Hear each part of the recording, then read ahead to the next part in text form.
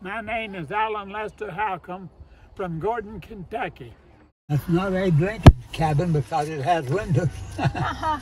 This log house that they have on the courthouse square in Liberty, Union County, Indiana, is that about the size of the cabin that your dad built? Well, it was twice that big. Your dad's cabin was twice that big. Like, you mean height or? Yeah, the whole thing, just double it.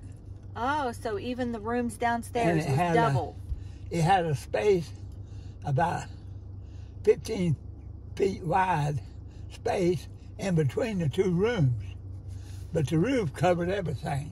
Okay. And the front porch was the full length of the house. One room was like the size of that cabin. Yeah. And then you had a space and then another big room and the roof over the whole thing. Yeah.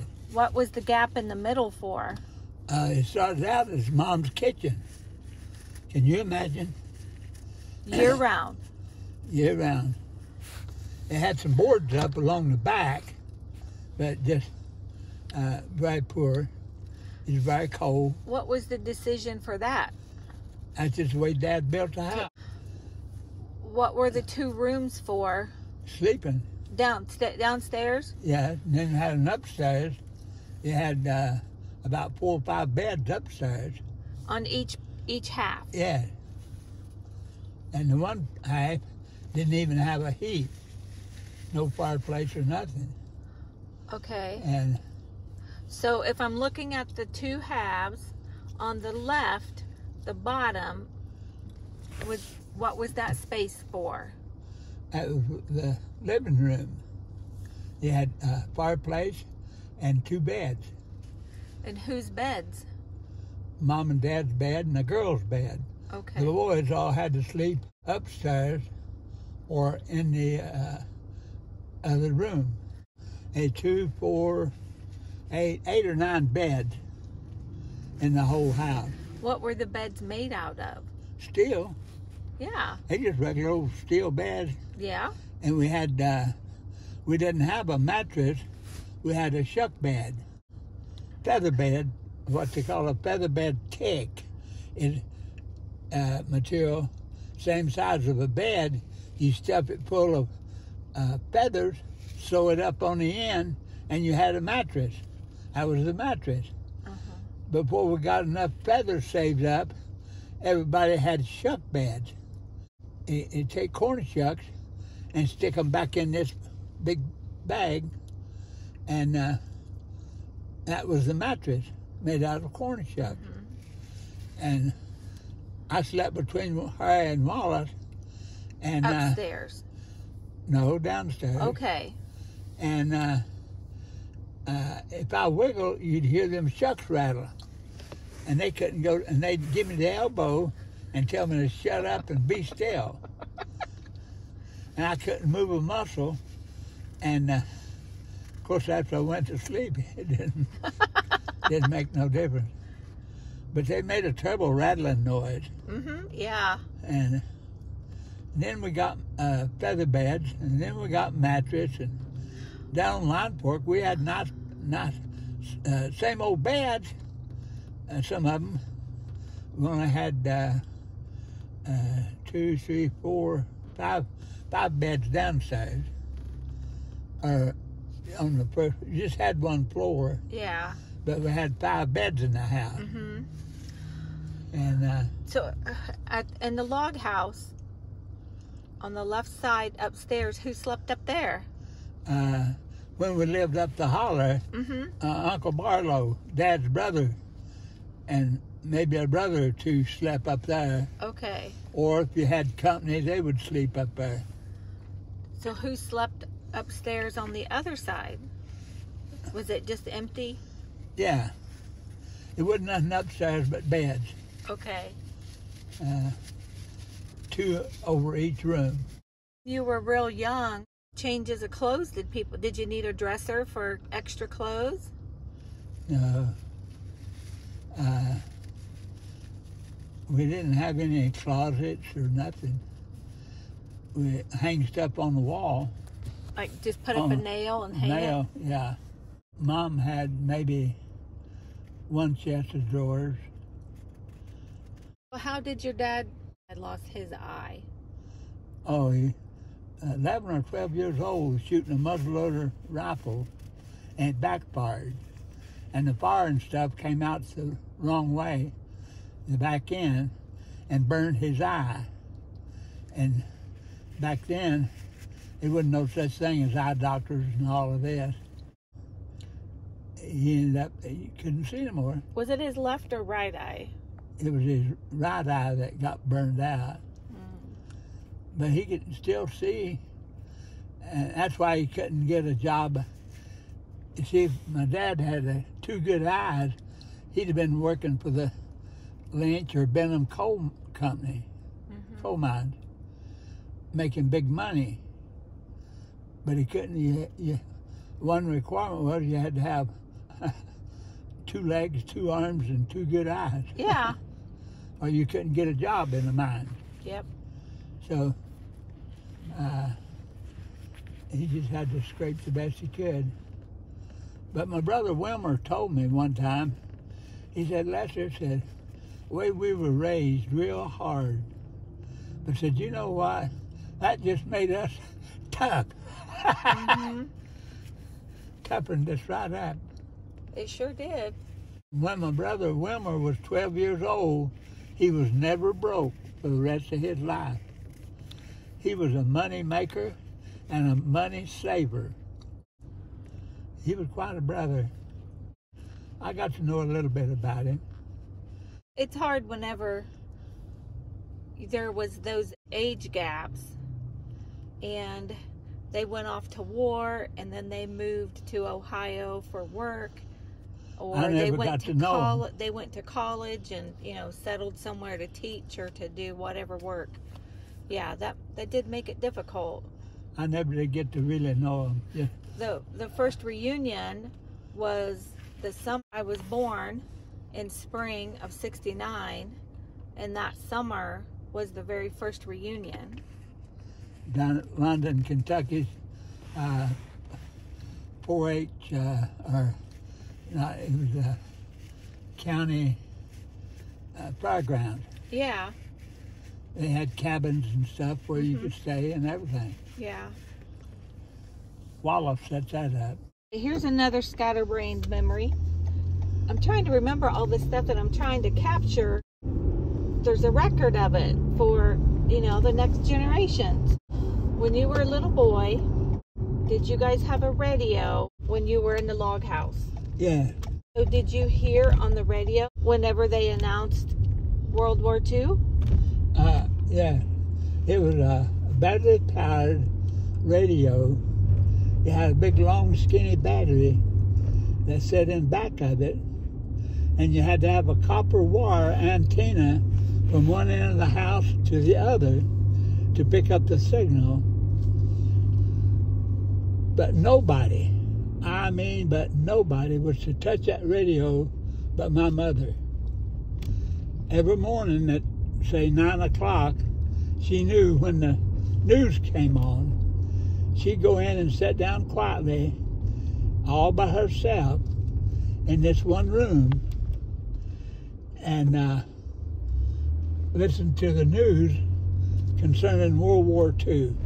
However long it was, maybe 15 or 20 minutes every day, she would go turn that radio on and listen to the news and turn it off, and we knew not to touch it. It saves the battery. Okay. And it would last, a battery would last for a year or more. Okay. And probably cost no more than $2. Lawrence got home from the Air Force after World War II. He bought Mom a big, fancy cabinet radio, and we could play it all we wanted to. So you, you got to listen to Grand Ole Opry? Yeah. Oh. Did she let you guys listen to Elvis? Well, Elvis hadn't come along yet. Yeah, but I mean, like when you got a little older, were you guys allowed to listen? 1.2 miles. We could listen to whatever we wanted. Well, that's cool. Yeah. I wasn't sure if like church rules said no. But Mom, she had some radio programs. One of them was Queen of the Day. Oh, yeah. It lasted maybe an hour, I don't know. In 1 mile, turn And left onto Henley she Road. liked that program. And she'd sit and listen to the whole thing. Yeah. Now this is, you know, just me and Mary and Sam. Yeah. Yep. She had more leisure time. Yep. And the happiest day, well, I don't know if it's the happiest day or not, but it probably was Sam graduated from high school, and the next fall, when school started, the first day of school, the school bus went by and just kept rolling right on past Mom's house. Mm-hmm. She said she was jumping up and down, clapping her hands, shouting glory. She didn't never have to hear anything about the word school. I agree. She'd been on that ever since Lawrence, from the time he was in first grade up to Sam graduated. Yep. That was probably her happiest day. That made my August so happy. Whenever I didn't matter what was happening, I wasn't obligated for anything with the school. Oh my gosh, it's such a relief. Yeah. You take that back after my mom. Ooh, I get it. I totally Turn left get onto it. Henley Road. Oh my gosh, but Dad, I was like 36 years of having somebody in a school. I did my dues, man. I did my dues. You were a little boy with World War II. And do you remember any of your brothers when Lawrence left, or Ross? Do you remember them leaving? Yeah. Can you share any of that? Well, Like, we want to hear it.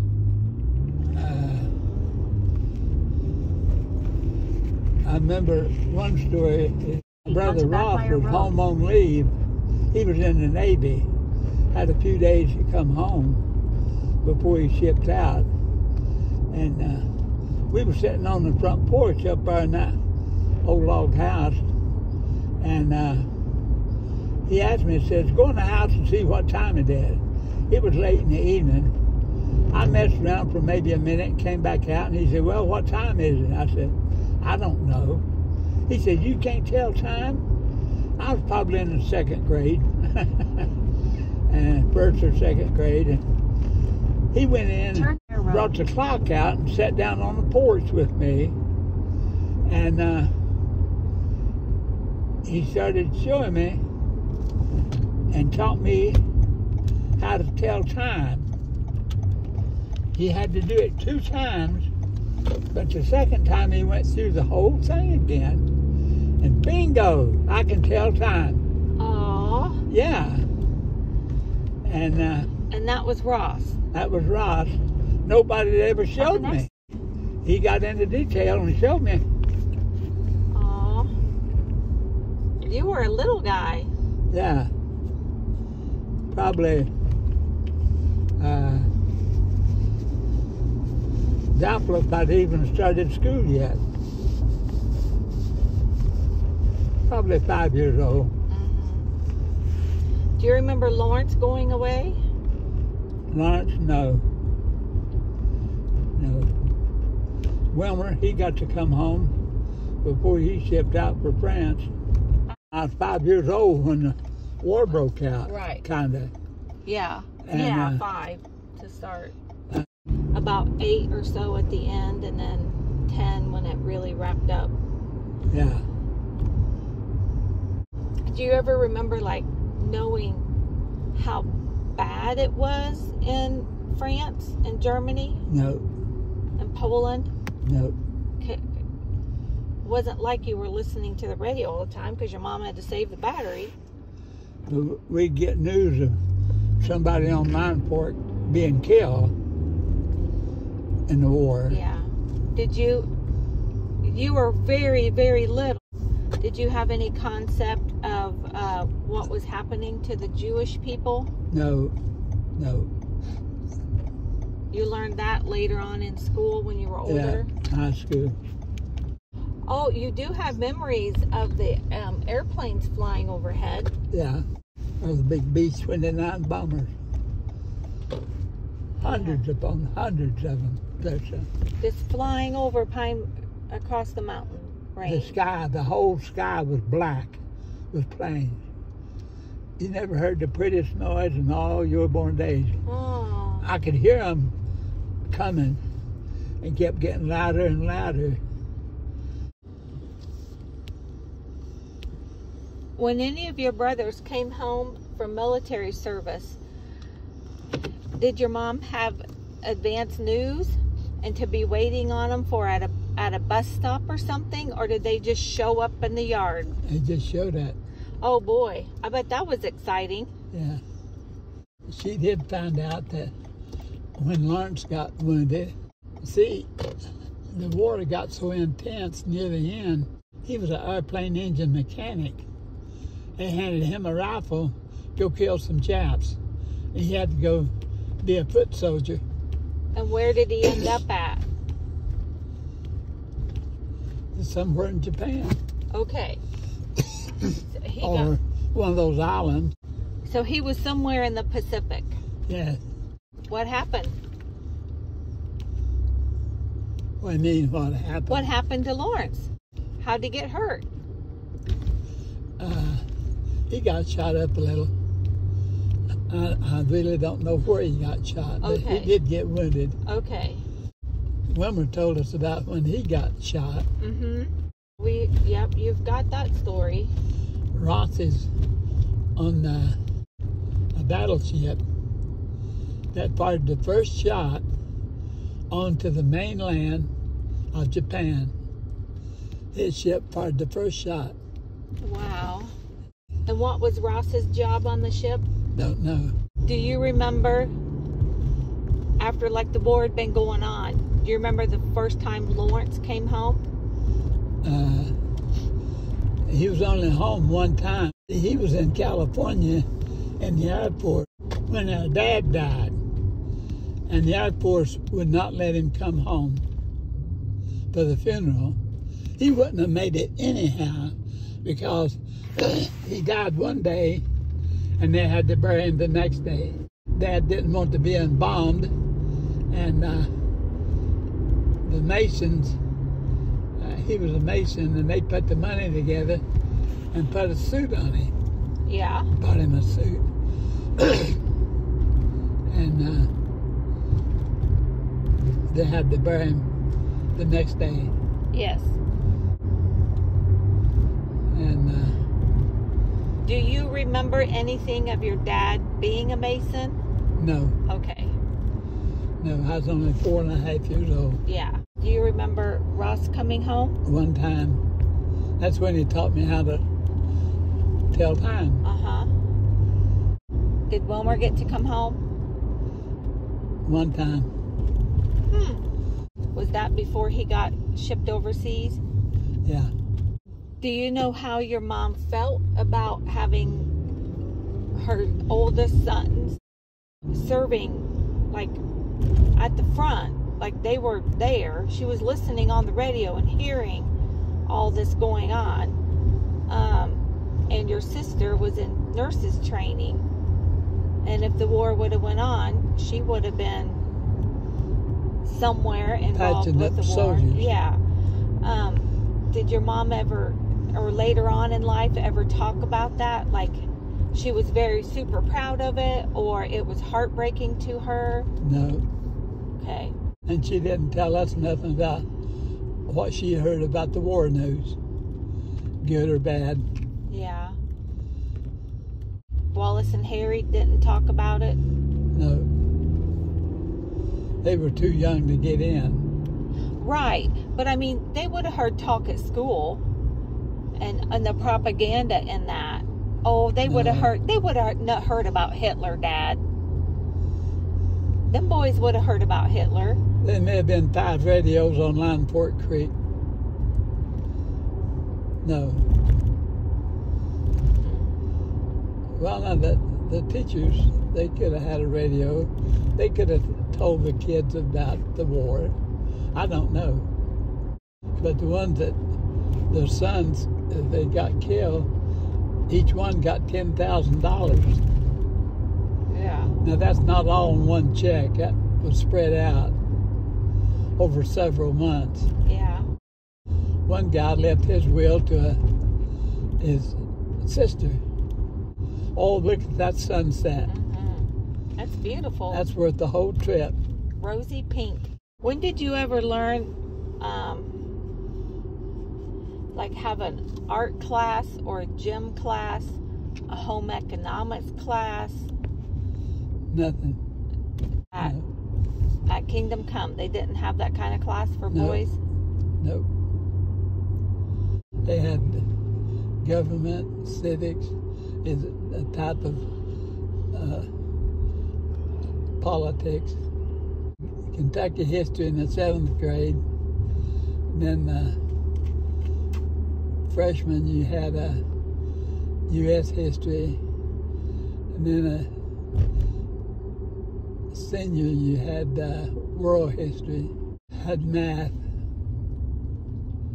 At the freshman you had just basic math. And then after that you could get into algebra. It was very simple. Did your mom have you help cook and clean? When I was 15, she started teaching me how to cook.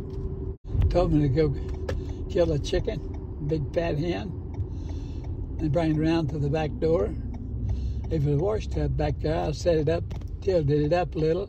She poured 2 gallons of boiling water in it. Told me to throw the chicken in, legs first. I gave the chicken a good dousing in that hot water. She said, now get all the feathers off of it. Time I got the feathers off of it, she had a newspaper rolled up and a match. Said, light the paper and go all over that bird with a flame and get the pin hairs off. And then bring it in. She had the sink set up and she handed me a butcher knife. She said, now you're going to learn how to cut the thing up. And she showed me how to hold each piece and make a cut. Of course, I'd been skinning animals and stuff. Yeah. I was clever with a knife. Cut that chicken up. Taught me how to make dumplings, cornbread. Started teaching me how to cook. I'm glad she did. Yes, very good. Look at me now. I can take care of myself. That's right. So, Do you think she did that with each boy? no. Just me. She figured I'd be the one that would stay with her right up till she died. Ooh. She was very, very opposed to me. She didn't even want me to talk to a girl, much less marry one. So the girl that you were interested in Illinois, that didn't go over well for your mom, I'm sure. And then Moline came along, and I'm sure that was worse. Yeah. My older brothers understood Mom's situation. They understood my situation. And they were on my side, in a way. My brother Clarence is the only one that was really in favor of me getting married and moving on. I could have been a lumberjack or a coal miner or a teacher. That's 3 jobs. That's all it was. Unless you wanted to work in the store, and most of the stores were family operated. So you had 3 occupations, 3 jobs.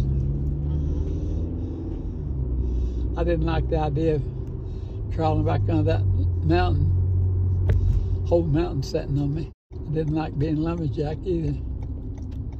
That was hard work. Can you imagine holding a big heavy chainsaw all day and crosscut saw? Prison labor. That's what it would have felt like. They ought to have jailbirds doing that.